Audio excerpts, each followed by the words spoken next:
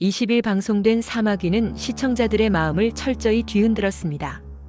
그리고 방송이 끝난 직후 공개된 예고편은 앞으로 펼쳐질 이야기가 얼마나 치명적이고 충격적일지를 단숨에 보여주었습니다. 예고편 속 장면은 한순간도 눈을 뗄 수 없을 만큼 박빙이었습니다. 아내는 눈물을 흘리며 뒷걸음질치고 정희신의 목소리가 낮고 차갑게 울려 퍼집니다. 넌 나처럼 생각해야 돼. 그래야 잡을 수 있어. 단 한 문장이었지만 이 대사는 모든 것을 뒤흔들기에 충분했습니다. 정희신은 정말 아들을 돕고 있는 것일까요? 아니면 자신처럼 만들기 위해 서서히 조종하고 있는 걸까요? 시청자들은 이 질문을 머릿속에 남긴 채 예고편의 여운에서 벗어날 수 없었습니다. 이제 방송으로 돌아가 보겠습니다. 이날의 이야기는 모방살인범의 윤곽이 조금씩 드러나는 순간으로 시작했습니다. 범인은 정희신이 과거에 살해했던 피해자에게 아동학대를 당하며 자라난 아이일 가능성이 제기되었습니다. 어린 시절 내내 학대 속에 갇혀 살아야 했던 아이, 그 아이가 어른이 되어 분노와 상처를 안고 복수의 그림자로 다시 나타난 것입니다. 이 사실이 드러나자 드라마의 공기는 숨조차 제대로 쉬기 힘들 만큼 무겁게 가라앉았습니다. 화면은 차갑게 얼어붙었고 보는 이들의 가슴은 서늘한 공포로 옥죄어 왔습니다. 그러던 중 비극적인 사건이 터지고 말았습니다. 박민재가 홀로 조이를 유인하다가 처참한 위기에 빠진 것입니다. 누구도 예상치 못했던 순간 그는 이미 치명적인 공격을 당한 상태였습니다. 현장에 도착한 그는 박민재를 끌어안으며 절규했습니다. 죽으면 안 돼. 버텨야 해. 숨이 막히는 듯한 절규였습니다.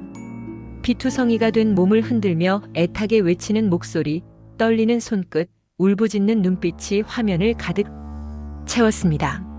시청자들은 마치 그 현장에 함께 있는 듯 가슴이 덜컥 내려앉으며 숨조차 제대로 쉬지 못했을 것입니다. 그러나 기적은 일어나지 않았습니다. 끝내 박민재는 숨을 거두었고 남겨진 이는 깊은 절망 속에 무너져 주저앉았습니다.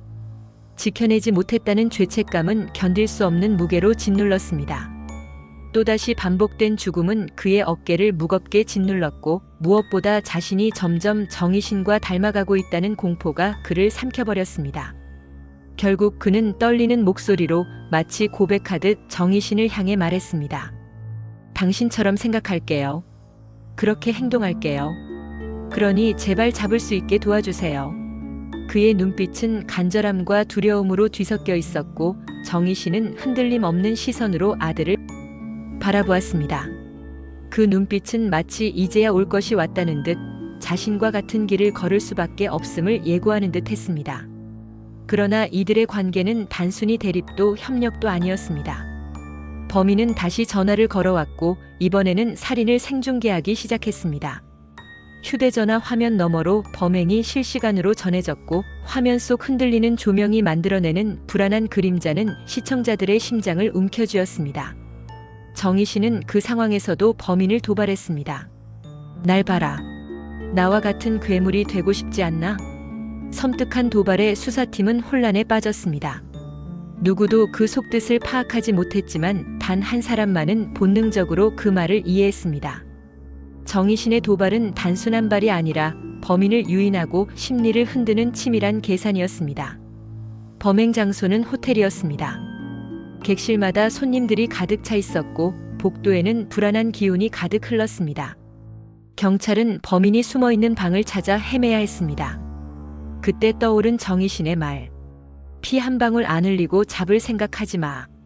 그 경고는 의미심장했지만 결국 무시되고 말았습니다. 순간 울려 퍼진 비상벨 소리, 놀란 손님들이 우르르 쏟아져 나왔고 범인은 그 틈을 이용해 흔적도 없이 사라졌습니다. 긴박한 순간 경찰의 소나기를 빠져나간 범인의 그림자는 더욱 위협적으로 다가왔습니다. 목숨을 건진 피해자는 호텔 매니저였습니다.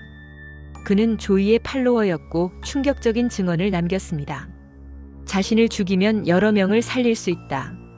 광기 어린 논리가 드러났습니다. 범행의 동기는 단순한 모방이 아니었습니다.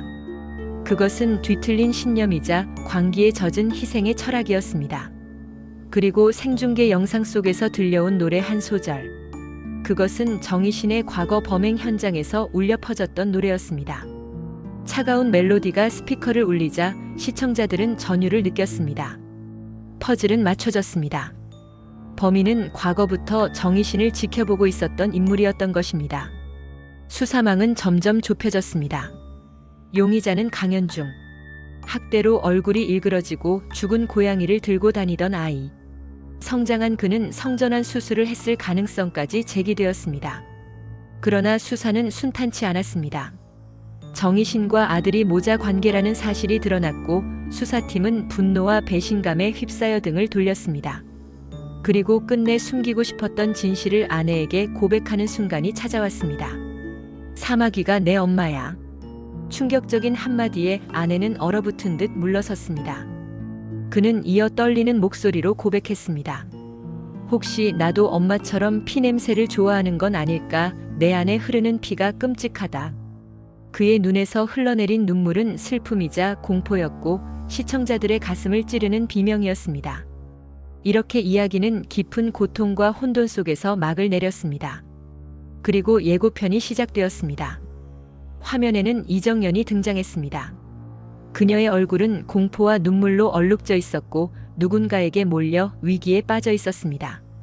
그 순간 들려온 정희신의 목소리. 정호야, 넌 나처럼 생각해야 돼. 그래야 잡을 수 있어. 그 목소리는 차갑고도 강렬했습니다.